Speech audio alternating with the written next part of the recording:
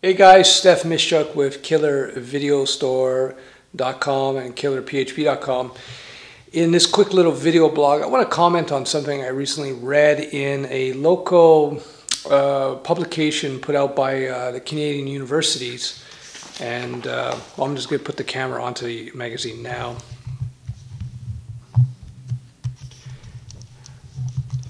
Here it is. It's Career Options. I believe it's published by Canadian universities, and so it's by the universities targeting university students. Now, here's the interesting piece. I want you to read this headline. About 75% of Canadian students are enrolled in programs and schools that only about 10% of employers will consider hiring from. Now, this is like one of the worst sentences I've ever read, but essentially, kids are enrolled in 75% of the programs. They have a very small chance, a 10% chance at best, of getting a job. Now, this is a very interesting piece of data, if you think about it. You know, this applies to the U.S., and I would imagine Europe as well, and various parts of the world. So, remember, this is a university publication, so this is not exactly, this is from the horse's mouth, if you will. Think about that. 75% of students are in programs that are, essentially worthless. You got a 10% chance of finding a job, if any. And I think those are optimistic numbers. And again, this applies to North America, Europe as well. I'm very certain of that.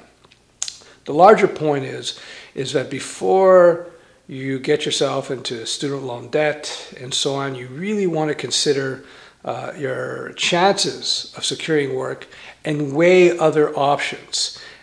Tech is pretty good. Tech is, there's a future in that, and the chances of securing work are much better in the tech world than it would be otherwise.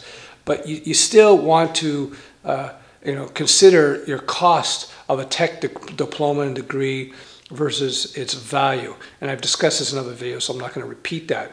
But I just wanted to show that in an actual magazine published by the universities, they're confirming what I've been talking about for a while. So if you're somebody who's thinking about getting into web programming or web design, or you may be thinking of going into like business administration or psychology or one of these things, don't think about that. You don't want to get into these things like psych, and I was a psych major in university, so I'm speaking from experience. You don't want to find yourself in these useless degrees and have a mountain student loan debt. For personally, I quit psychology. For two reasons. Number one, because my business started taking off. I had an import-export business at the time. And secondly is because, I got a gig working in a cinema while I was a psych major. And I found that I met the popcorn chicks behind the counter. And it turned out that all three of the popcorn chicks all had master's degrees in psychology. And at the time, I was undergraduate. And I said to myself, well, I could pop popcorn now. I don't need no psych degree to pop popcorn. And that was the end of my my university career in psychology.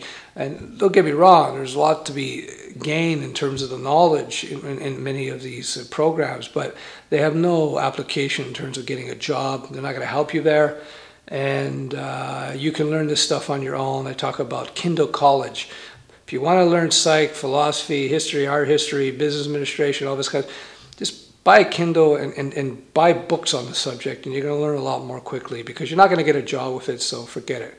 That's about it. I know, quick little vblog. I haven't been putting out too much content on YouTube lately because we've been working on a project, but I think it's kind of cool. And once that project is up and running, then you'll see a lot more content hitting YouTube. And that's it. So much more to come. Take care, and we'll talk soon. Bye.